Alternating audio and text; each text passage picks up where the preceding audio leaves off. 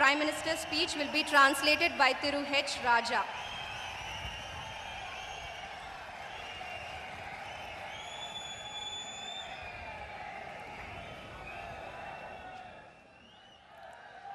तमिलनाडु के राज्यपाल श्रीमान विद्यासागर राव जी, तमिलनाडु के मुख्यमंत्री श्रीमान पलनीस्वामी जी, केंद्र में मेरे वरिष्ठ साथी और कुछ ही दिनों के बाद राष्ट्र के उपराष्ट्रपति के रूप में जो दायित्व संभालेंगे, ऐसे श्रीमान वेंकैया नायडू जी, मंत्रिपरिषद के मेरी साथी श्रीमती निर्मला सीतारामन जी, मंत्री श्रीमान पोन राधाकृष्णन जी, तमिलनाडु सरकार में मंत्री श्रीमान डी जयकुमार जी, डॉक्टर एम मणिकंदन जी, सांसद अनवर राजा जी, नंबरगले वणक्कम, इंद पुनिद तलमान, रामेश्वर नगर तिकुनान वंददेई, एन भाग्यमागा करुदगिरेन, रामेश्वरम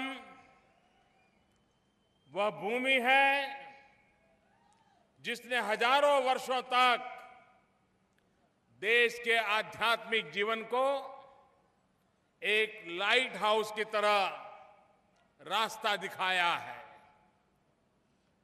और इस सदी में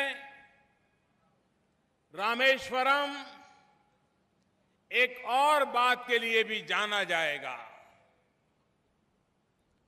अब्दुल कलाम जी के रूप में एक कर्मयोगी वैज्ञानिक, एक प्रेरक शिक्षक, एक प्रखर विचारक और एक महान राष्ट्रपति इस देश को देने के लिए रामेश्वरम जाना जाएगा।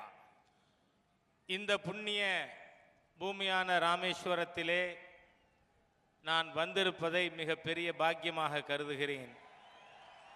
இந்த ராமேஸ்வரமானது பல்லாயிரம் ஆண்டுகளாக இந்த நாட்டு மக்களுக்கு வழிகாட்டுகின்ற ஒரு புனித மையமாக இருந்திருக்கிறது.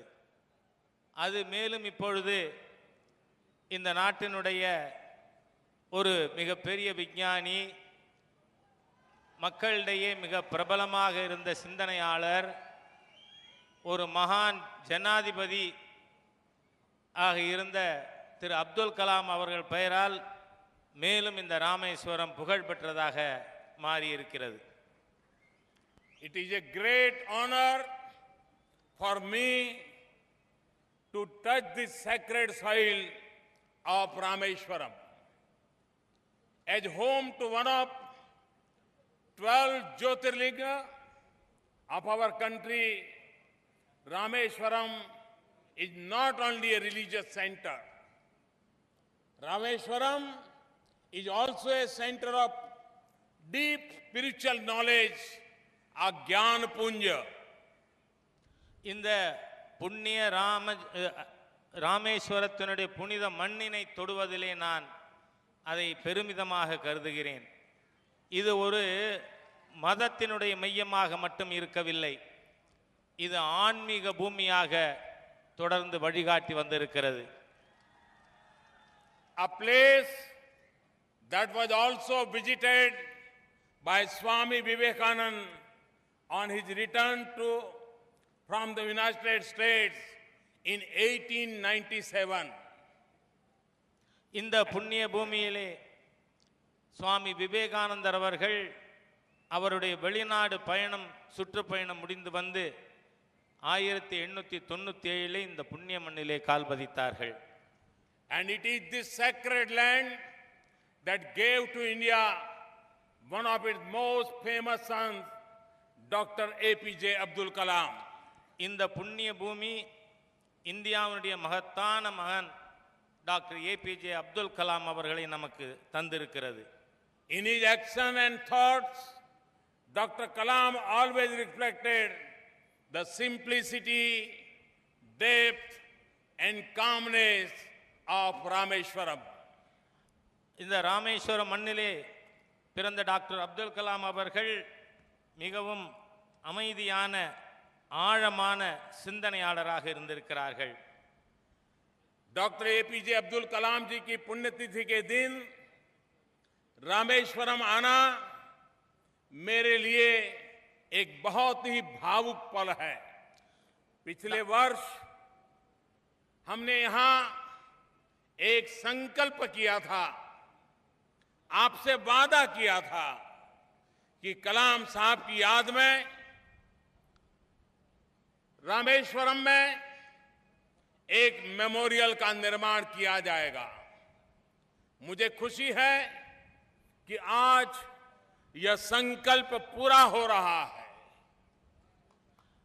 டாக்டர் கலாம் அவர்களுடைய புண்ணிய திதியிலே அவருடைய நினைவு நாளிலே நான் இங்கு வருவதை ஒரு பெருமிதமாக கருதுகிறேன்.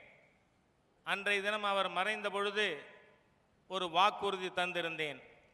அவருடைய நினைவினை கூறுவதற்கின்ற விதத்திலே இங்கு ஒரு பெரிய நினைவாலயமானது அமைக்கப்படும் என்று. மிக விரைவிலேயே அந்த அவருக்கான நினைவாலயம் இங்கே அமைந்திருக்கிறது என்பதை பெருமிதத்தோடு கூறிக்கொள்ள விரும்புகிறேன். Defence Research and Development Organisation DRDO ने बहुत ही कम समय में ये मेमोरियल तैयार किया है। ये मेमोरियल देश की वर्तमान और भावी पीढ़ी को प्रेरणा देता रहेगा। Defence research and development organisation பாதுகாப்பு ஆராய்ச்சி மற்றும் மேம்பாட்டு இயக்கமானது மிக குறுகிய காலத்திலே இந்த நினைவு சின்னத்தை அவர்கள் தயாரித்திருக்கிறார்கள். இது வருகின்ற தலைமுறைக்கும் எழுச்சி தரக்கூடியதாக அமைந்திருக்கிறது.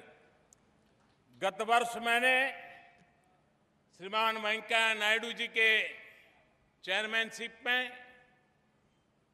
एक कमेटी बनाई थी और जिनको मैंने काम दिया था कि DRDO के साथ, तमिलनाडु गवर्नमेंट के साथ मिलकर के इसी भूमि पर देश की युवा पीढ़ी को प्रेरणा मिले ऐसा स्मारक बनाना है।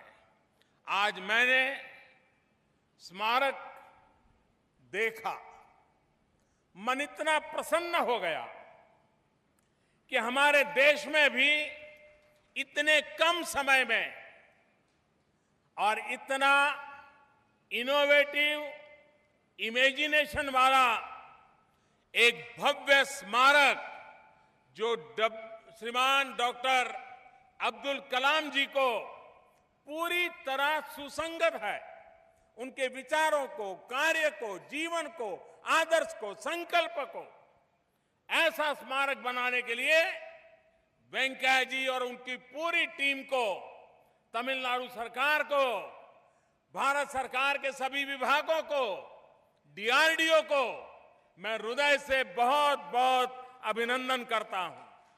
இந்த நினைவு சின்னத்தை நிறுவுவதற்காக மாண்புமிகு வெங்கையா நாயுடு அவர்கள் தலைமையிலே ஒரு குழு அமைக்கப்பட்டது.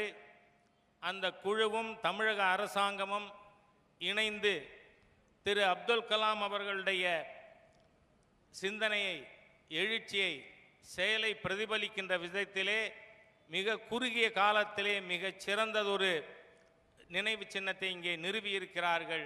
இம்மாதிரியாக மிக பெரிய அளவிலே கற்பனை செய்து முடிக்க முடியாத ஒரு விஷயத்தை குறுகிய காலத்திலே செய்திருக்கின்ற திரு வெங்கையா நாயுடு அவர்கள் தலைமையிலான கமிட்டி, தமிழக அரசு, இந்திய அரசாங்கம், அனைத்து அதிகாரிகளுக்கும் என்னுடைய மனமார்ந்த பாராட்டுதல்களை நான் தெரிவித்துக் கொள்கிறேன்.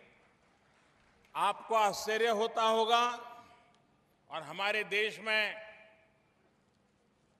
कोई काम अगर समय पर हो जाए, कल्पना के अनुरूप हो जाए, तो देशवासियों को आश्चर्य होता है कि सरकार भी ऐसा काम कर सकती है क्या? உங்களுக்கு அரசாங்கத்தினுடைய இலாக்காவிலே இம்மாதிரி குறித்த காலத்திற்குள்ளாக ஒரு பணியினை செய்து முடித்தால் மக்களுக்கு என்ன ஆச்சரியம் ஏற்படுகிறது? அரசாங்கம் கூட இம்மாதிரியாக குறித்த காலத்திலே செயல்படுகிறதா என்கின்ற ஆச்சரியம் மக்களுக்கு ஏற்படுகிறது. लेकिन ये संभव इसलिए है कि दिल्ली में आज ऐसी सरकार बैठी है, भारत सरकार को आपने जो दायित्व दिया है उसने पूरी कार्य संस्कृति बदली है और समय सीमा में काम पूरा करने का आग्रह सरकार में सफलतापूर्वक आगे बढ़ाया है. இன்று மத்தியிலே எம்மாதிரி அரசாங்கம் இருக்கிறது என்று சொன்னால் காலத்தினுடைய எல்லைக்குள்ளாக காலத்தை மதித்து செயலாற்றுகின்ற மிகப்பெரிய மாற்றத்தை ஏற்படுத்திய ஒரு அரசாங்கமானது டெல்லியிலே அமைந்திருக்கிறது. लेकिन ये बात हम न भूलें कि सिर्फ सरकार पैसे, प्लानिंग, पावर, इससे ही सारी कामें हो जाते हैं, ऐसा नहीं है. ये स्मारक की सफलता के पीछे एक और राज है और जिसके लिए 125 करोड़ देशवासी गर्व कर सकते हैं, वो आज मैं आपके सामने खोलना चाहता हूं. அதாவது டெல்லியிலே இருந்து கொண்டு திட்டமிட்டு செயல்படுத்துகின்ற அரசு என்பதல்ல, 125 கோடி மக்களுக்கு எம்மாதிரியான மாற்றத்தை கொண்டு வந்திருக்கிறோம் என்பதை நினைவுபடுத்துகின்ற சின்னமாக இது அமைந்திருக்கிறது என்பதை நான் உங்களுக்கு எடுத்துச் சொல்ல விரும்புகிறேன்.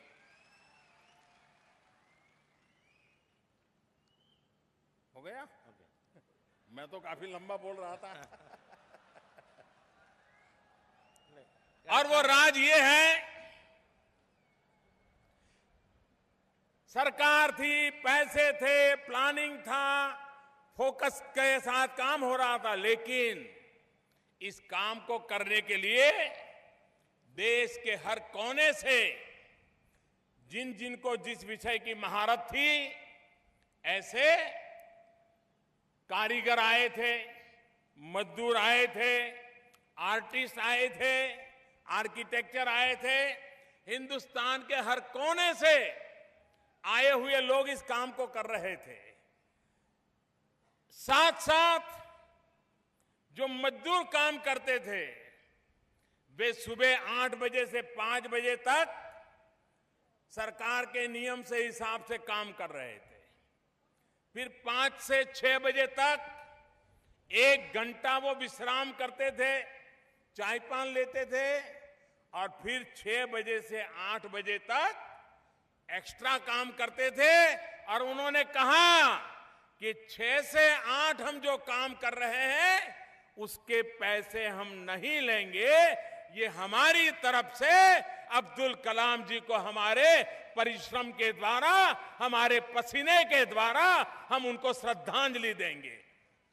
அதாவது அரசாங்கமானது திட்டமிடுவது, அரசு அதிகாரிகள் இருப்பது, அவர்கள் அங்கிருந்து கொண்டு செய்வது என்பது போன்ற பணி அல்ல. இங்கே இந்த நினைவு சின்னம் அமைப்பதற்கு நாடு முழுவதிலும் இருந்து தொழிலாளர்கள் வந்திருக்கிறார்கள், அதற்கான ஓவியர்கள் வந்திருக்கிறார்கள், பணியாற்றக்கூடிய நிபுணர்கள் வந்திருக்கிறார்கள். காலையிலே 8 மணியிலிருந்து மாலை 5 மணி வரை தொடர்ந்து பணியாற்றி இருக்கிறார்கள். இதற்கு முன்பெல்லாம் காலையில் வருவாங்க, வந்ததுக்கு பிறகு கொஞ்சம் நேரத்தில் தேநீர் அருந்ததுக்கான நேரம் போகும், அரட்டை அடிப்பார்கள், பணி செய்ய மாட்டார்கள். அந்த மாதிரியாக அல்ல, செயல்படுகின்ற முறையிலேயே முழு மாற்றம் கொண்டு வந்து நாம் செய்திருக்கின்ற காரணத்தினாலே இம்மாதிரியான ஒரு நினைவு சின்னத்தை நிர்மாணிக்க, கலாம் அவர்களுடைய எண்ணங்கள் சிந்தனைக்கு ஏற்ற மாதிரியான ஒரு நினைவு சின்னத்தை இங்கே நம்மால் நிர்மாணிக்க முடிந்திருக்கிறது. जिन मेरे गरीब मजदूर भाई बहनों ने इस भक्ति के साथ इस काम किया है, मैं उनको, उन सभी मजदूरों को इस पवित्र कार्य को पूरा करने के लिए शत शत वंदन करता हूं. இந்த பணியினை செய்து முடிப்பதற்காக இங்கு பணியாற்றுகின்ற ஒவ்வொரு பணியாளர்களுக்கும் என்னுடைய மகத்தான வணக்கங்களை நான் அவர்களுக்கு தெரிவித்துக் கொள்கிறேன். इन मजदूरों ने, कारीगरों ने इतना उत्तम काम किया है, कि यहां उपस्थित सबसे मैं आग्रह करता हूं कि हम जगह पर खड़े होकर के उन मजदूरों को स्टैंडिंग ओवेशन दें, तालियां बजा करके उनका स्टैंडिंग ओवेशन करें। இந்த தொழிலாளர்கள் அனைவருக்கும் நாம் அவர்களை பெருமிதப்படுத்துகின்ற விதத்திலே எழுந்து நின்று நாம் அவர்களுக்கு கரவொலியின் மூலமாக நம்முடைய ஆதரவை தெரிவிப்போம்.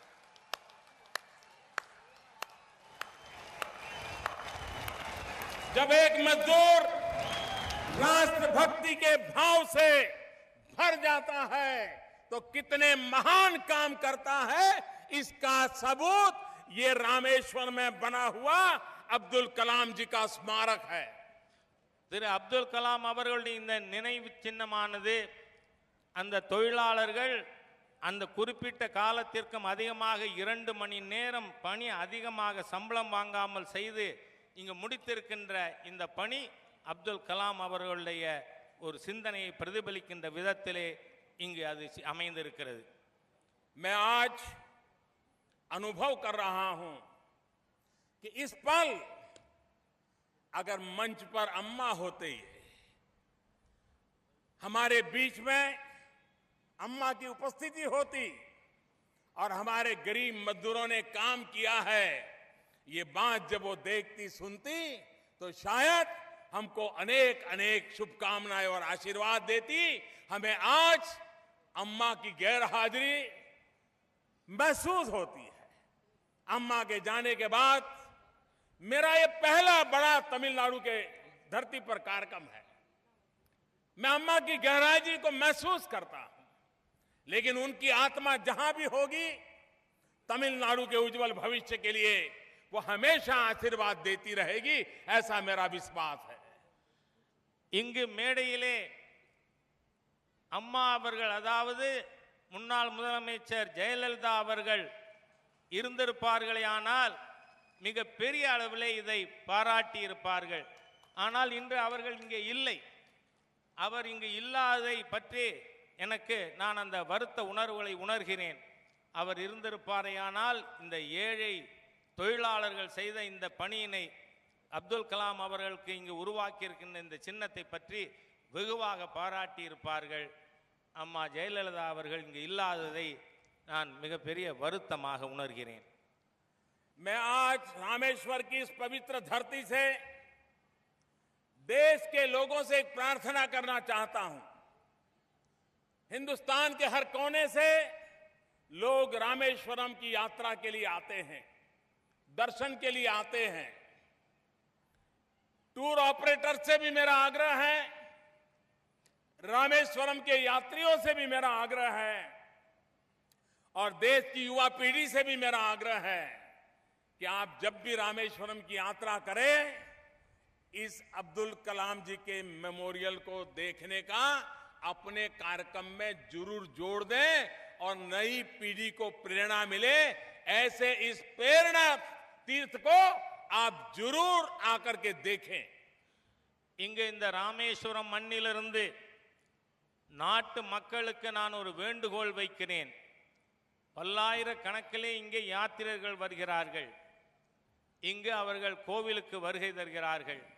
அம்மாதிரியாக இங்கு வருகின்ற பல்லாயிரக்கணக்கான யாத்திரைகளுக்கு என்னுடைய வேண்டுகோள் என்னவென்று சொன்னால், நீங்கள் உங்களுடைய ராமேஸ்வரம் புனித பயணத்தை திட்டமிடும் பொழுது டாக்டர் அப்துல் கலாம் அவர்களுடைய இந்த நினைவு சின்னத்திற்கும் வந்து இதை காண வேண்டும் என்று உங்களுடைய பயண திட்டத்திலே இது பங்கு பெற வேண்டும் என நான் உங்களிடம் கேட்டுக்கொள்கிறேன்.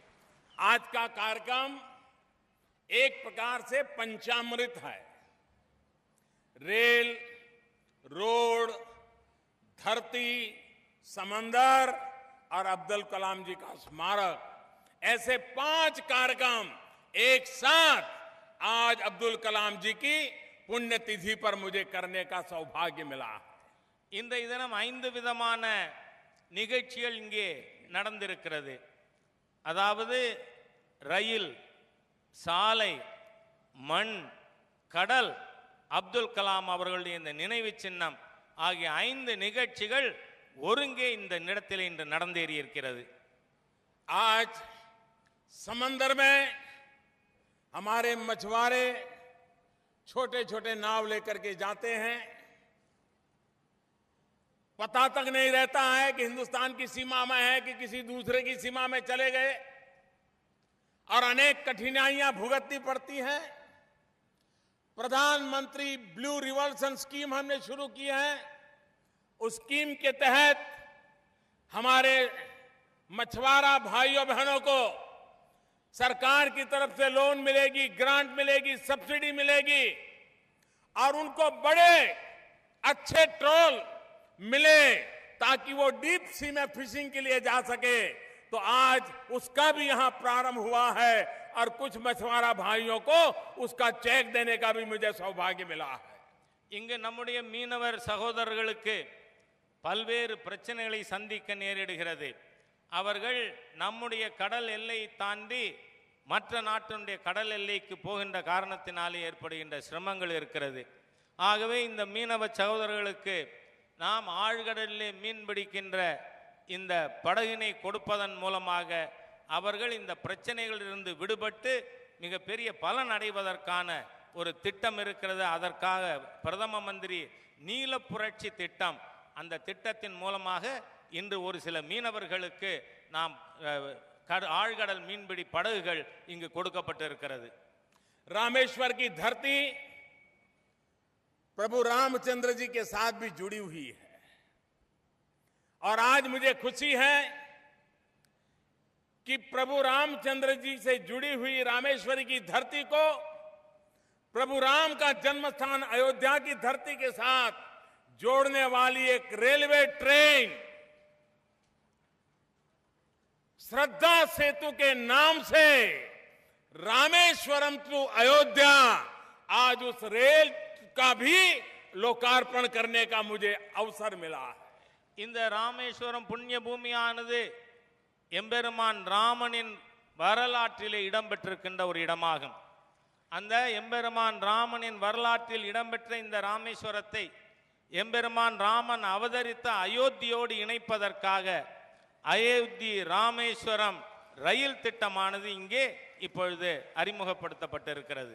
उसी प्रकार से धनुषकोडी तक का जो रास्ता, जो लोग राम सेतु देखना जाना चाहते हैं, जो समुद्रिक मार्ग से आगे बढ़ना चाहते हैं, वो एक महत्वपूर्ण रोड का काम उसको भी पूर्ण कर दिया और वो भी आज मुझे देशवासियों को समर्पित करने का मौका मिला है. रेल का भी समर्पित, रोड का भी समर्पण.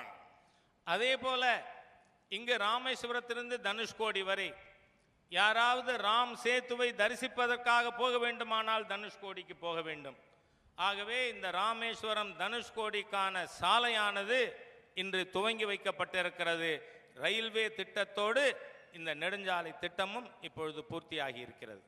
और आज यही रामेश्वरम की धरती है जहां 1897 में स्वामी विवेकानंद जी ने यहां पर विदेश में दिग्विजय कर करके विश्व में भारत का नाम रोशन करके इस धरती पर अपने पैर रखे थे. वो स्वामी विवेकानंद जी जहां कन्याकुमारी यहां पास में ही विवेकानंद जी का स्मारक बना है, उस विवेकानंद केंद्र, यहां की डिस्ट्रिक्ट कलेक्टरेट, कुछ एनजीओ, इन्होंने मिलकर के रामेश्वरम को ग्रीन बनाने का जो बीड़ा उठाया है और ये भी एक प्रकार से रामेश्वरम के भविष्य के लिए उत्तम काम करने वाले उन सभी संगठनों को, विशेष करके विवेकानंद केंद्र को हृदय से मैं बधाई देता हूं.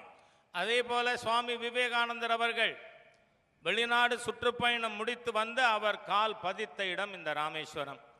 இந்த ராமேஸ்வரத்திலே கிரீன் ஹவுஸ் உருவாக்குவதற்காக விவேகானந்த கேந்திராவினர் சேர்ந்து இங்கே அந்த திட்டத்தை அவர்கள் செயல்படுத்தி இருக்கிறார்கள்.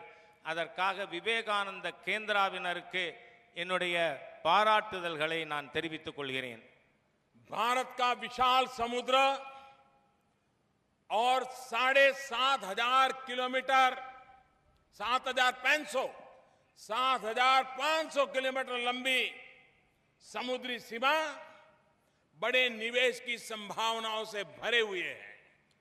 इसी को ध्यान में रखते हुए केंद्र सरकार सागरमाला कार्यक्रम भी चला रही है.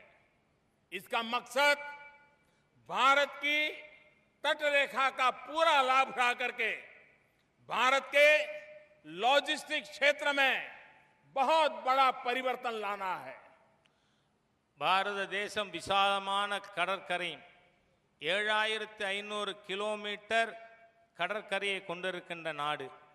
ஆகவே இங்கு கடல் போக்குவரத்து ஆகியவற்றை மேம்படுத்துவதற்கான மிகப்பெரிய வாய்ப்பு நம் முன்பாக இருக்கிறது. அதற்கான திட்டத்தினையும் நாம் மேற்கொண்டிருக்கிறோம்.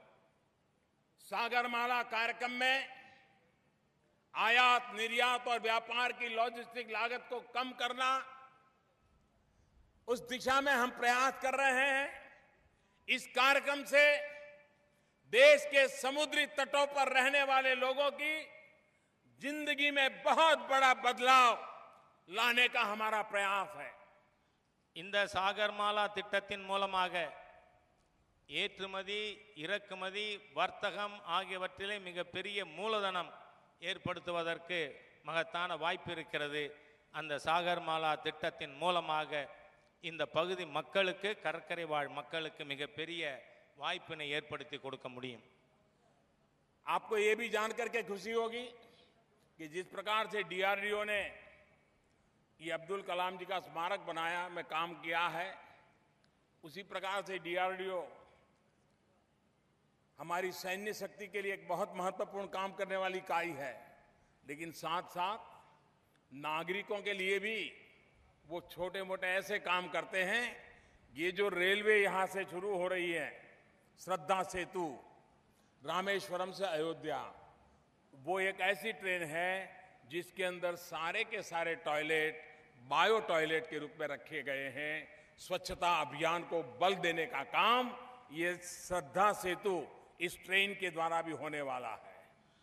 இந்த பகுதியிலிருந்து ஏழை எளிய மக்கள் பயணிக்கக்கூடிய இந்த ராமேஸ்வரம் அயோத்தி ரயிலிலே நாம் சுற்றுச்சூழலை மனதிலே கருத்தில் கொண்டு பயோ டாய்லெட் அதிலே ஏற்படுத்தப்பட்டு அந்த ரயிலானது இங்கிருந்து செல்லுகிறது. फ्रेंड्स, डॉक्टर कलाम ने अगर अपने जीवन में सबसे ज्यादा प्रेरणा अगर किसी को दी है तो हमारे देश के नौजवानों को दी है। आज का युवा अपने दम पर आगे बढ़ना चाहता है, खुद दूसरों को रोजगार देने वाला बनना चाहता है। युवा अपने सपने पूरे कर सके, इसलिए केंद्र सरकार ने startup India, stand up India जैसे कार्यक्रम शुरू किए हैं। டாக்டர் கலாம் அவர்கள் யார் மீதாவது அதிகமான அன்பு செலுத்தி இருந்தார்கள் என்று சொன்னால் அது இளைஞர்கள் மீது. ஆகவே அந்த இளைஞர்கள் அவர்கள் முன்னேற்றத்திற்காக stand up India, start up India ஆகிய திட்டங்கள் அந்த இளைஞர்கள் வேலை தேடுபவர்களாக அல்ல, அடுத்தவருக்கு வேலை தருபவர்களாக அவர்களை உருவாக்குவதற்கான திட்டங்கள் கொண்டு வரப்பட்டு இருக்கிறது.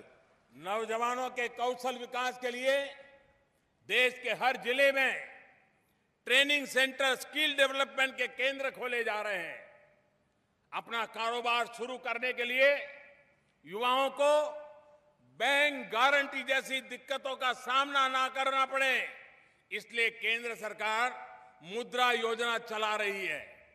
देश में अब मुद्रा योजना के तहत 8 करोड़ से ज्यादा खाता धारकों को बिना बैंक गारंटी 4 लाख करोड़ से भी ज्यादा रुपए उनको दिए गए हैं, ताकि वो अपनी जिंदगी का रास्ता चुन सके, आगे बढ़ सके।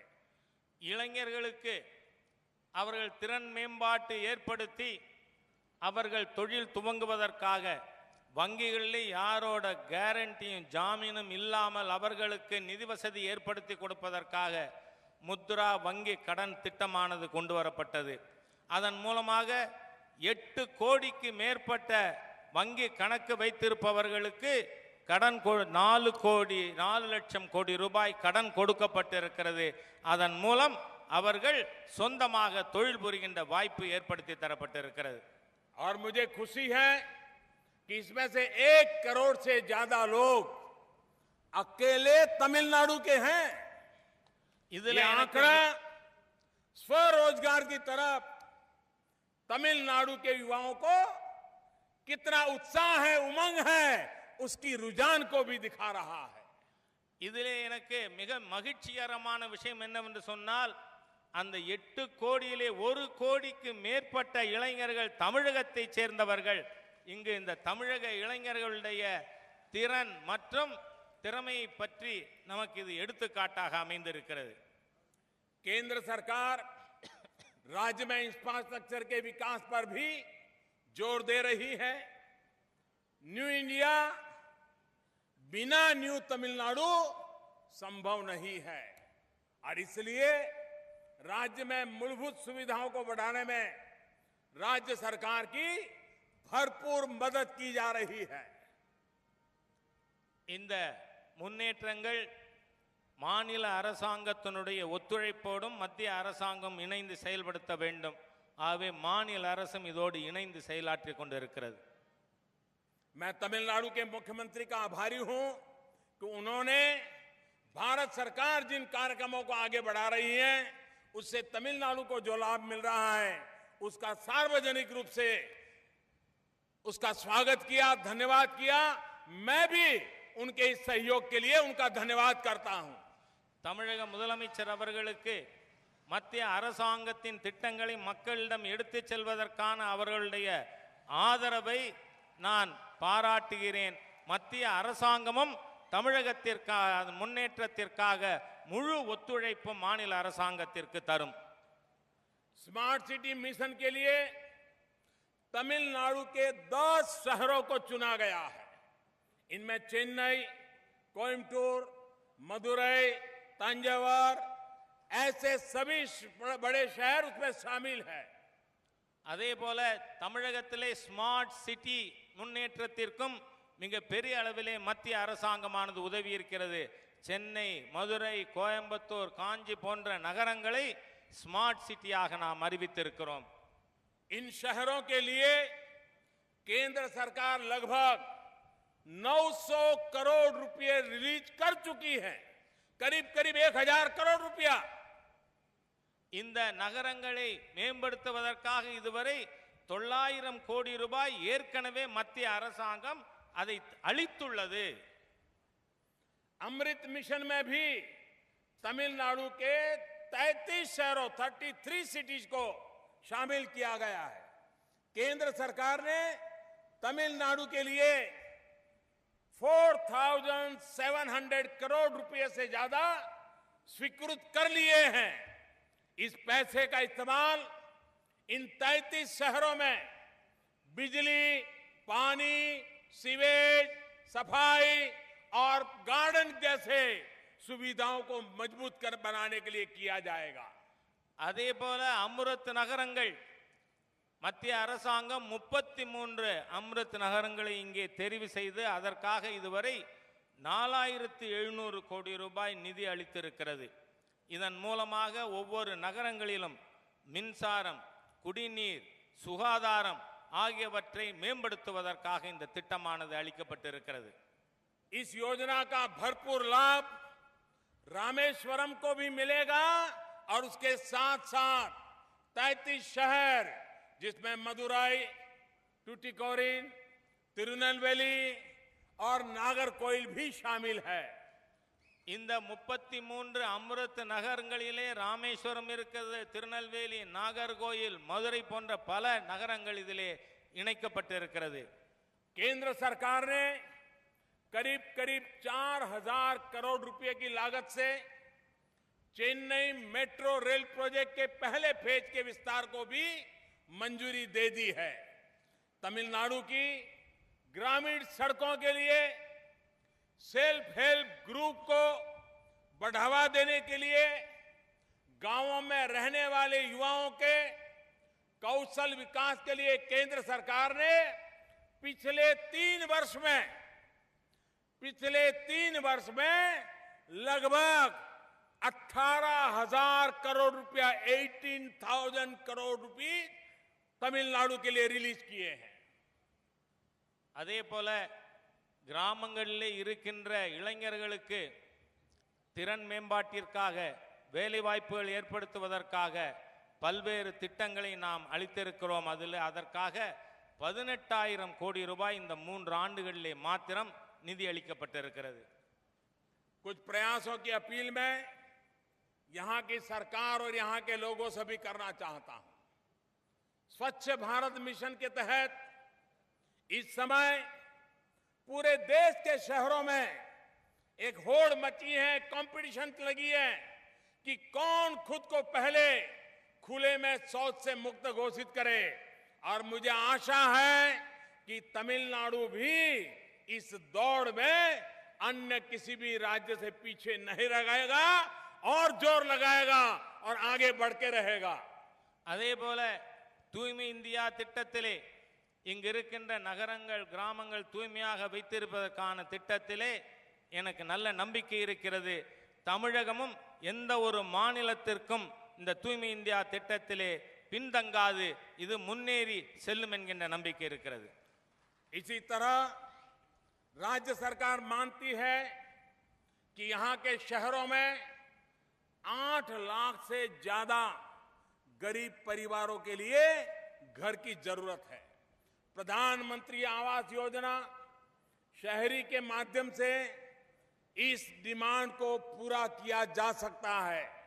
मैं राज्य सरकार से अपील करूंगा कि वो प्रस्ताव भेजने अपनी प्रक्रिया तेज करे और स्वीकृत किए हुए घर के निर्माण में तेजी लाए. அதே போல தமிழகத்திலே 8 லட்சம் குடும்பங்களுக்கு வீடு வேண்டும் என்கின்ற கோரிக்கை இருக்கிறது.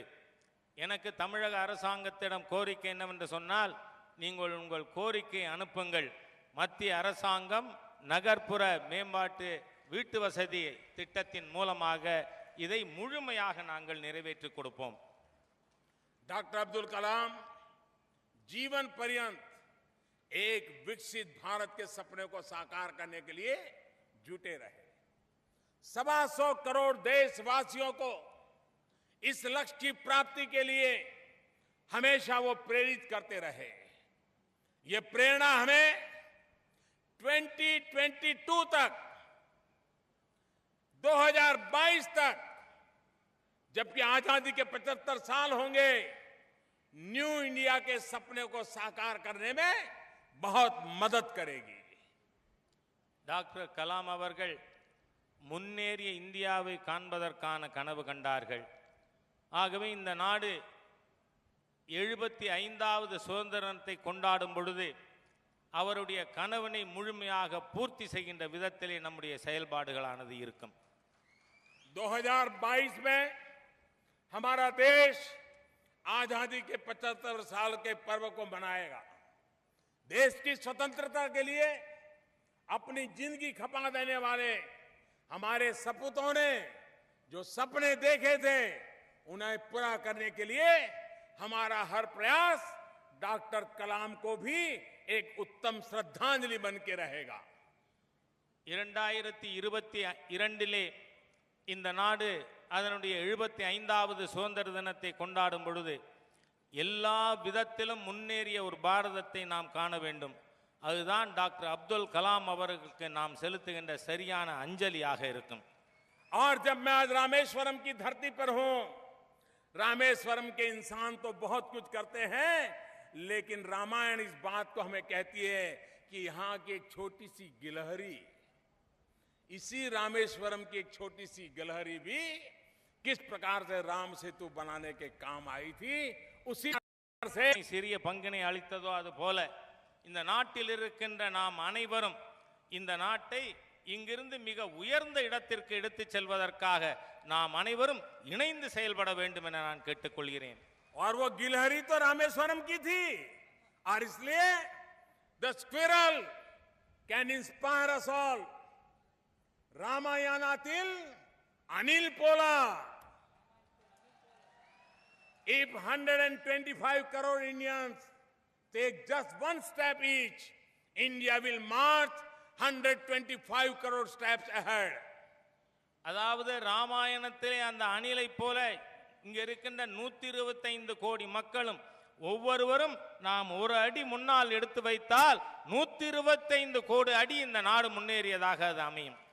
हिंदुस्तान के एक दूसरे छोर रामेश्वरम, यहां समंदर शुरू हो जाता है और इतना बड़ा जन सैलाब इस बात की प्रतीति कराता है कि आपकी अब्दुल कलाम के प्रति कितनी आदर भाव है और देश के उज्जवल भविष्य के लिए आप किस प्रकार से जुड़ना चाहते हैं, इसको मैं साफ देख रहा हूं।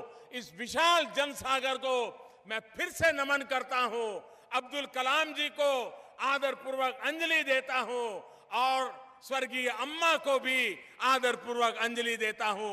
आप सबका बहुत बहुत धन्यवाद। ராமேஸ்வரம் இங்கே சமுத்திரம் துவங்குகிறது. அங்கே அந்த சமுத்திரம் இருப்பதை போல இங்கே முன்னாள் ஜனசமுத்திரம். இந்த ஜனசமுத்திரத்திற்கு நாம் அனைவரும் இணைந்து முன்னேற வேண்டும். இன்று அப்துல் கலாம் அவர்களுக்கு நாம் அஞ்சலி செலுத்துவது போல அம்மாவிற்கும் நம்முடைய அஞ்சலியை நாம் செலுத்திக் கொள்வோம்.